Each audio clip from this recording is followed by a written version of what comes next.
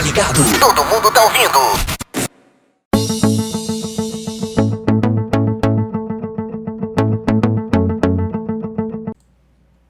Vamos lá, portanto, o programa Pimenta nos Olhos. Hoje são dia 6 de janeiro do ano de 2020, o dia de Reis, né? Segundo as tradições cristãs.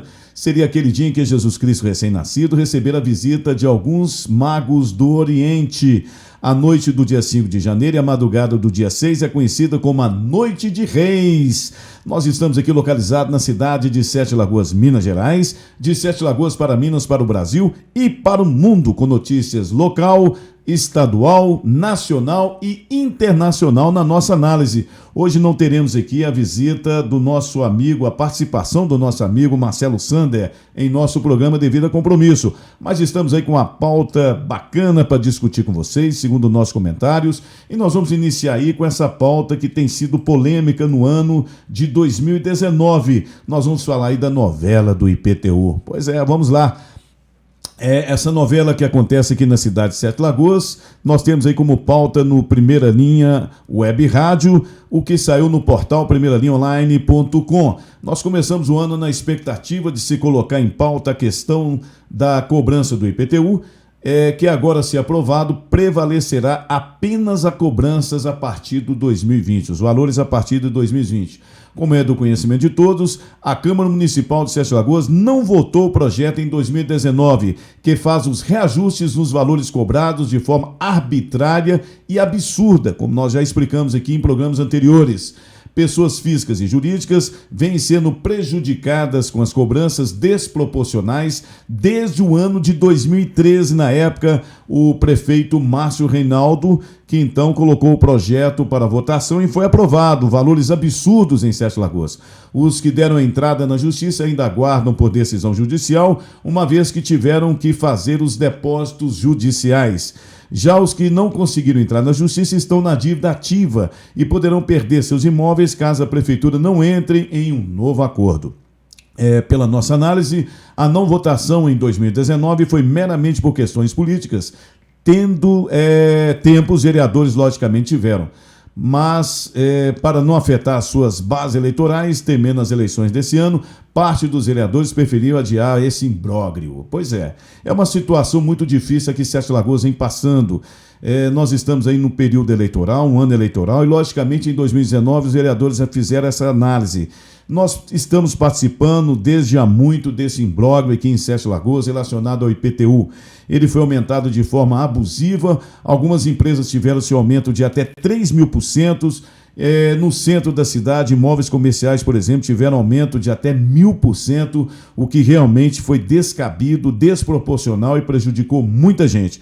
Muitas pessoas tiveram em seus imóveis, suas casas, seus apartamentos, até mesmo seus loteamentos supervalorizados no IPTU, que foi aí a causa, em 2013, de ter tido toda essa evolução negativa até os dias de hoje.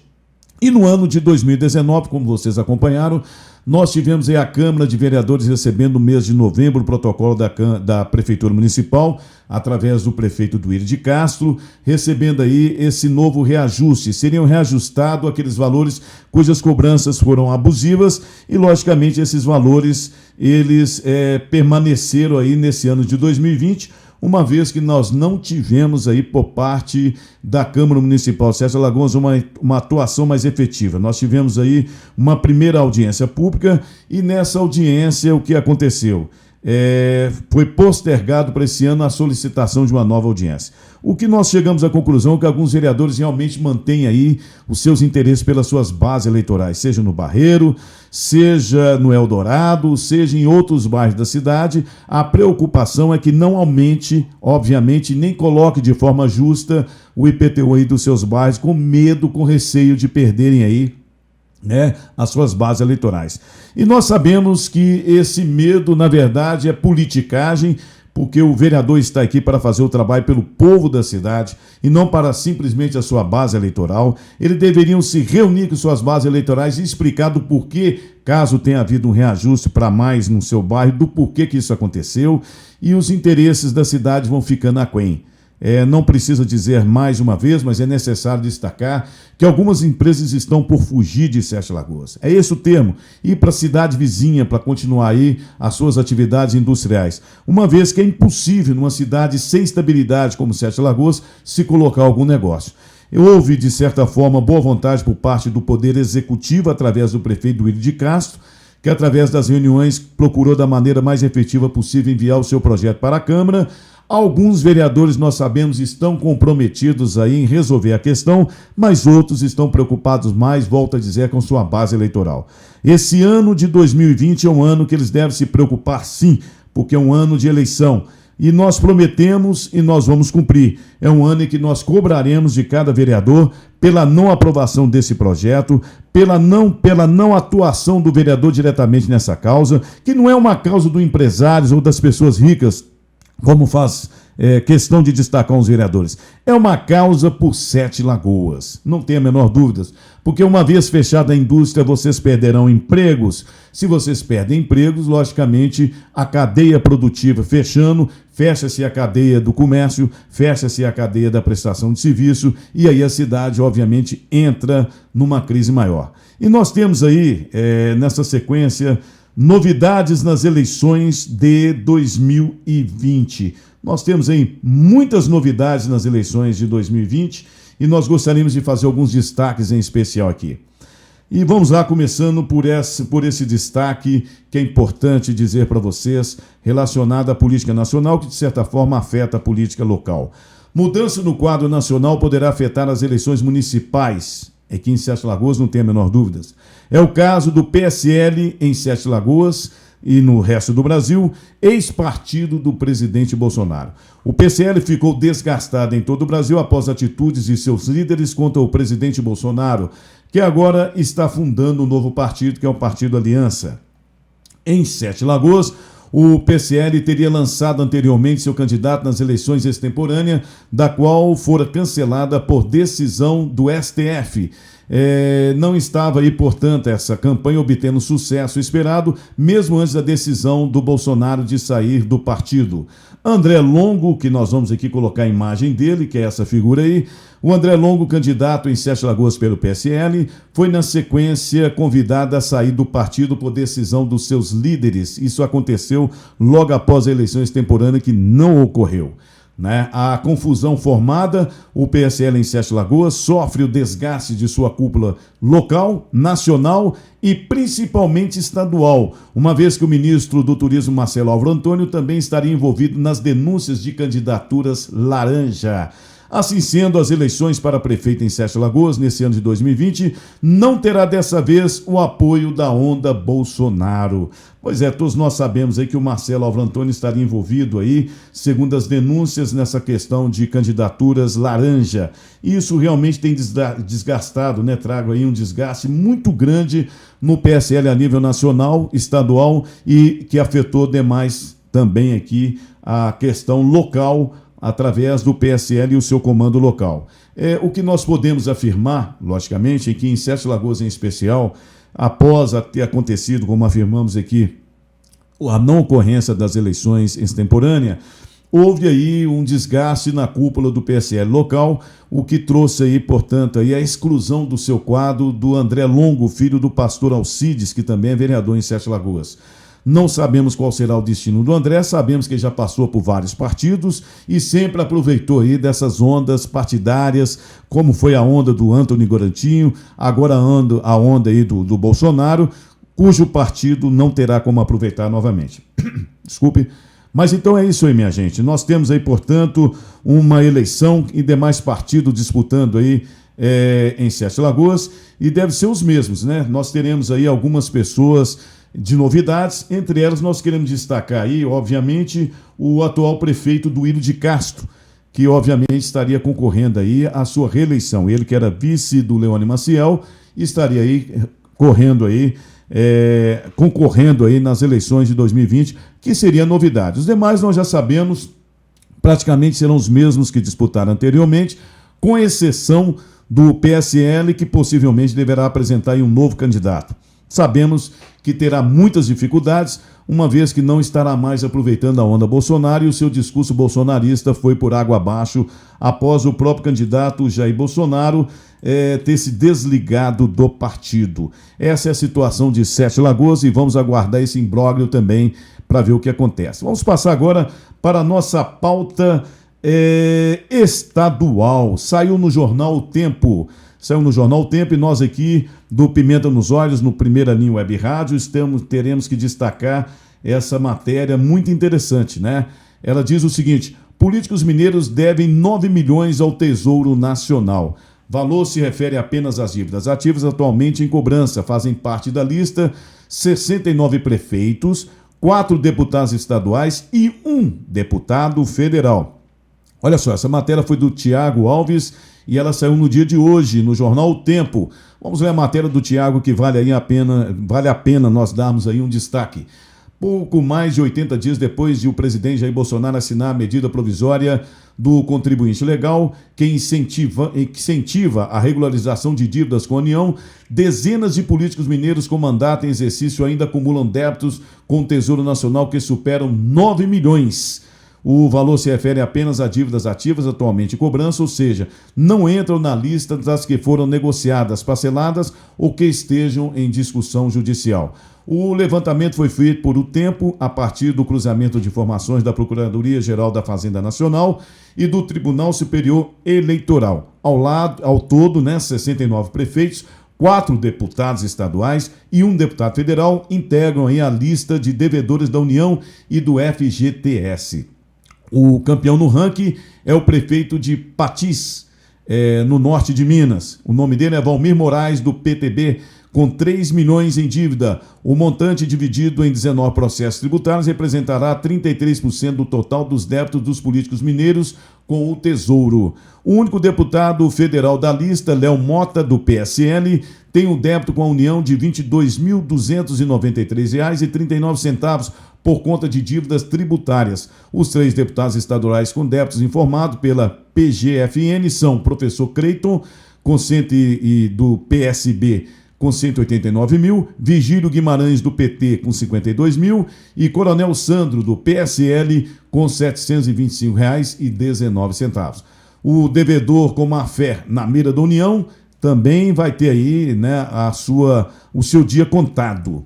Está na transmissão do Congresso um projeto da Lei 1646/2019, que pretende combater o chamado devedor costumaz, aquele que se utiliza de práticas ilícitas para burlar obrigações tributárias e fortalecer a cobrança da dívida ativa. A proposta apresentada em março do ano passado pelo governo estabelece que pessoas físicas e jurídicas com débitos acima de 15 milhões por mais de um ano e que praticam fraudes fiscais poderão ser consideradas devedores costumais. Pois é, essa é a situação que nós estamos. Não são somente os nossos políticos, nós sabemos, são também muitas empresas que têm aí os seus débitos, terão oportunidade agora com essa ação do governo federal de renegociar suas dívidas, mas alguns, logicamente, são devedores costumais e não estarão fazendo aí esse acordo.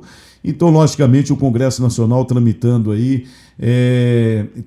essa pauta, esse projeto de lei para que possa resolver de vez essa questão dos devedores costumais, talvez dê aí um pause na cabeça maligna dessas pessoas que estão aí agindo contra a União, podemos dizer dessa maneira. Temos aí, portanto, a oportunidade de colocarmos os nossos débitos em ordem. O governo está dando essa oportunidade e é hora de você, pessoa física, pessoa jurídica, que tiver débitos com a União, ter aí, portanto, a sua oportunidade junto ao seu contador de colocar em ordem a sua situação. Primeira linha, Pimenta nos Olhos, nós vamos passar aí para a pauta nacional. Deixa eu ver o que nós temos aqui.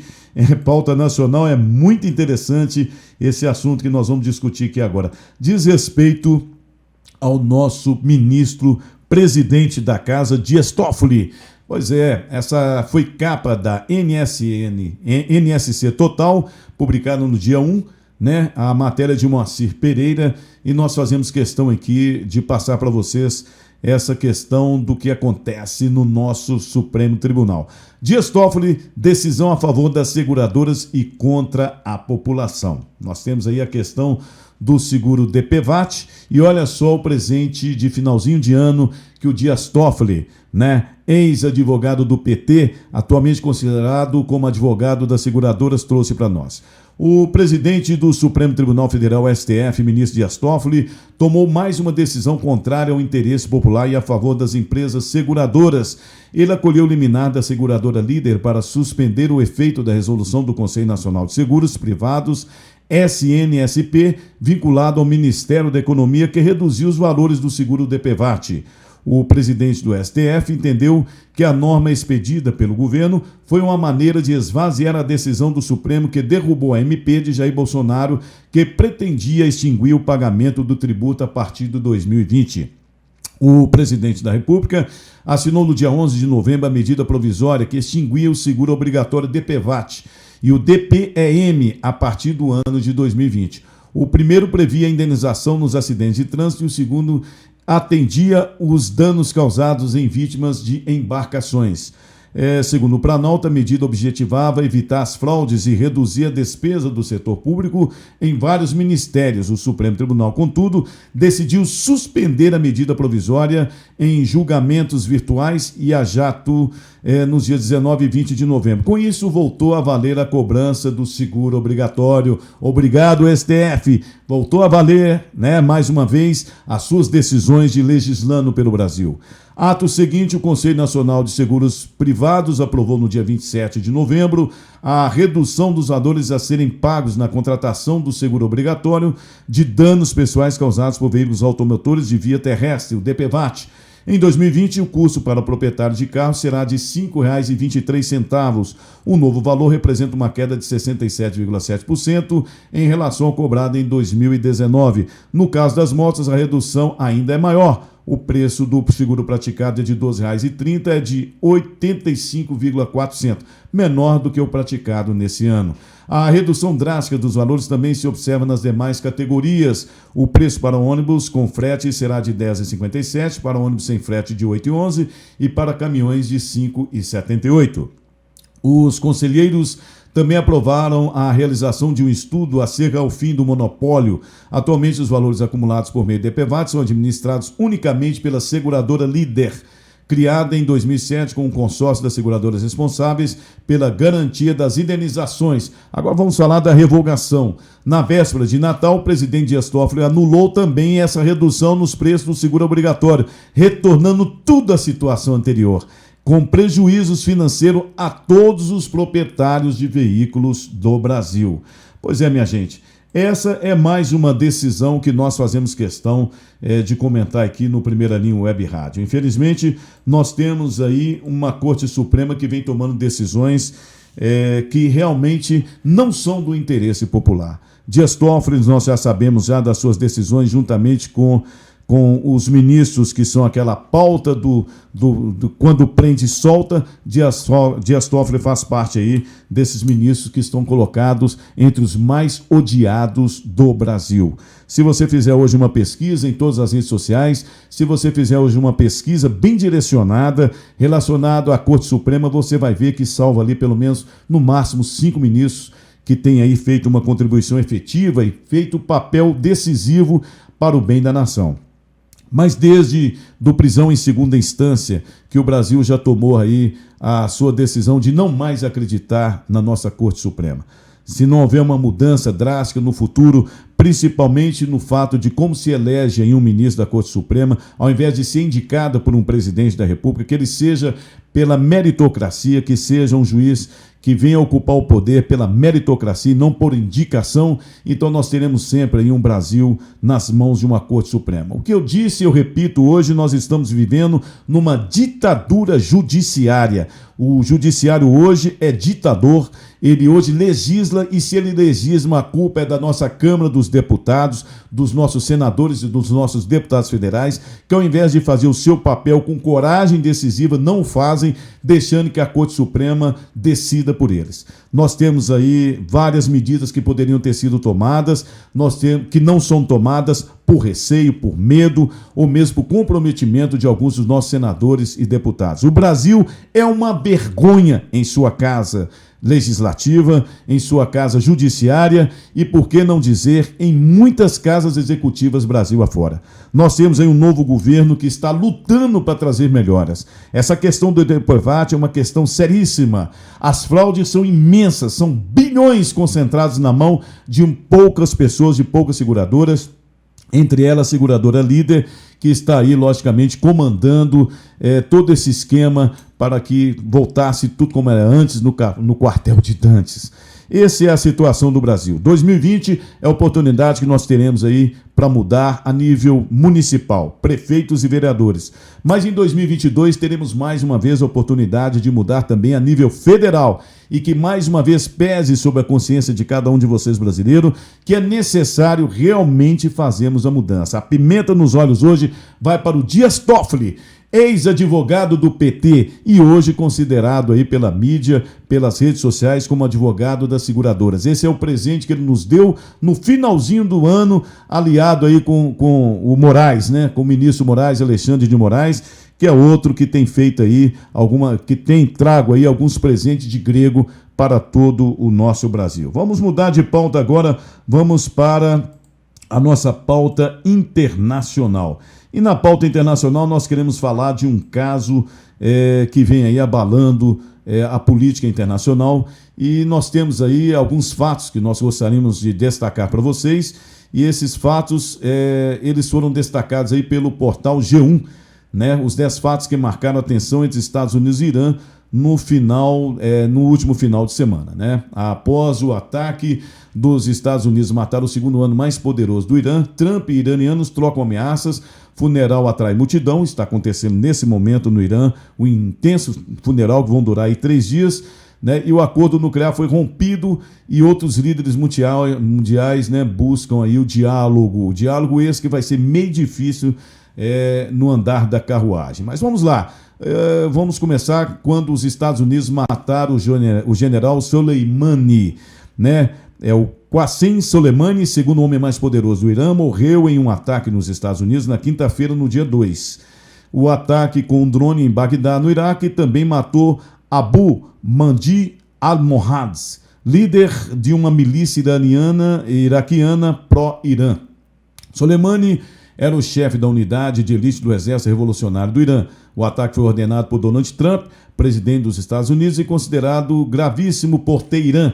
O ato aconteceu em meio a diversos atos hostis de ambas as partes nos últimos dias. Vamos ver lá o que aconteceu. O Irã está prometendo em vingança, né? O Ayatollah Ali Khamenei, né? Líder supremo do Irã, e presidente Hassan Rouhani, prometeram vingança imediatamente após a morte do general. Os nomes estrangeiros que a gente às vezes dá uma pisada no pé aí, mas vocês estão entendendo muito bem.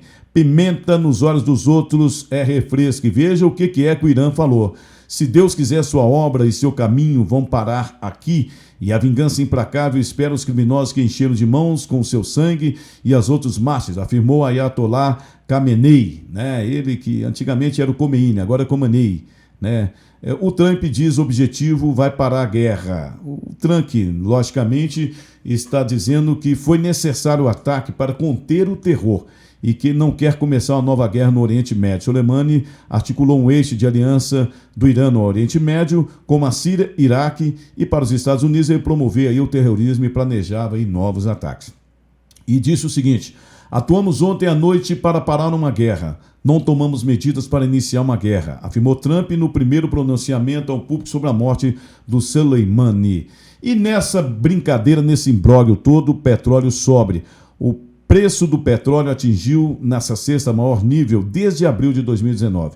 O óleo do tipo Brent, né, subiu 3,6% para 68,60 dólares o barril. O Iraque, centro da atenção, é o segundo maior produtor da Organização dos Países Exportadores do Petróleo.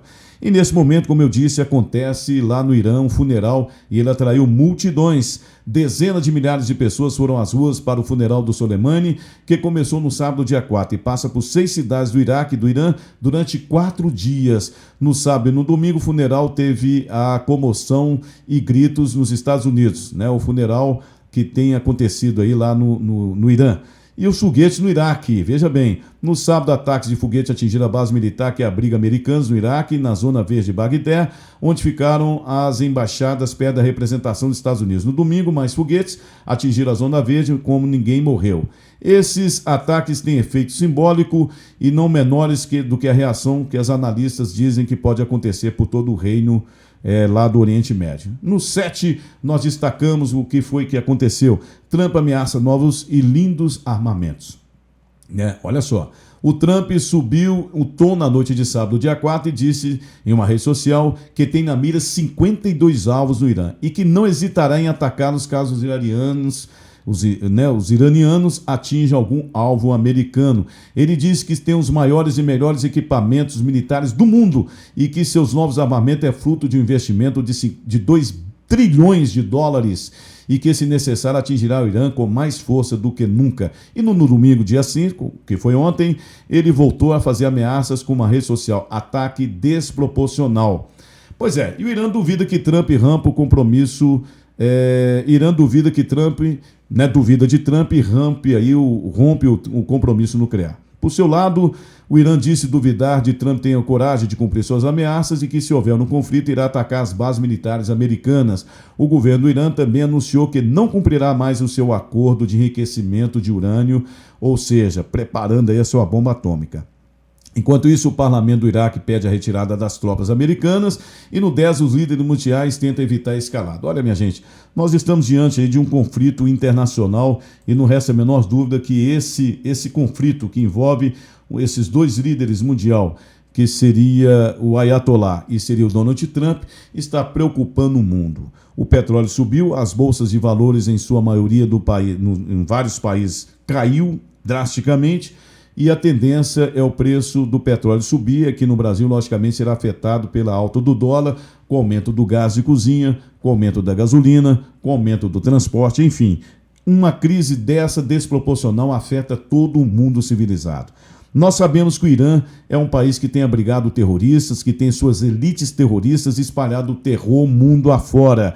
Não podemos nos esquecer de todos os ataques, de tudo que tem sido praticado e tem sido aí financiado pelo Irã, que muitas das vezes diz que não, mas nós sabemos que são eles que financiam o terror. Recentemente, nós tivemos aí ao final do semestre do ano de 2009 um ataque na Arábia Saudita nas suas refinarias de petróleo, o que causou aí um desgaste e um aumento do petróleo no mundo inteiro. O próprio Estados Unidos teve que aumentar aí a sua produção interna de petróleo para não afetar a sua economia. Os Estados Unidos tem uma reserva imensa de petróleo. Mas lá no Oriente Médio, a crise pesada poderá afetar, sim, e como está afetando todo o mundo civilizado, todo o Ocidente também. E nós temos um país que está na mira do Irã, sempre esteve e agora mais do que nunca, que é Israel. Israel está preparada para uma possível futura guerra, e isso aí poderá causar um desgaste mundial de vidas humanas sem proporção. O que nós temos que fazer do nosso lado é orar para que as partes entendam, o que infelizmente sou obrigado a dizer que é impossível. O mundo há muito não tem paz. O mundo há muito vê essa escalada da violência, do armamento, vê essa escalada na busca por bombas atômicas, como é o próprio Irã, e de uma forma ou de outra tudo isso tem que acabar. Queremos acreditar aqui que a morte desse general do Irã poderá sim enfraquecer muito as forças do Irã relacionada aí ao seu potencial de ataque em toda a região, uma vez que ele era o cérebro, que cobria tudo e todos os que envolve aí a parte militar do Irã.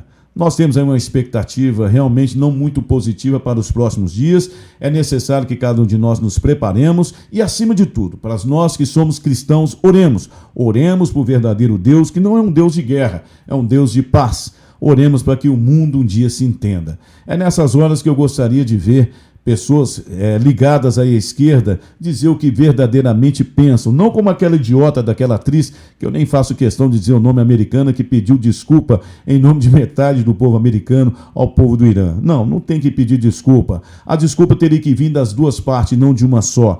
Mas sabemos que o Irã jamais irá pedir desculpas, assim como sabemos também que os Estados Unidos, através de seu governo, jamais pedirá desculpa. As hostilidades devem continuar, fiquemos atentos, e essa, infelizmente, a pimenta nos olhos vai para as ações, infelizmente, das duas partes que tendem a causar aí um conflito mundial de maior proporções. Vamos ver se surge aí algum líder nessa história, alguma pessoa que possa realmente orientar para que não aconteça o que está previsto por vários analistas a nível mundial.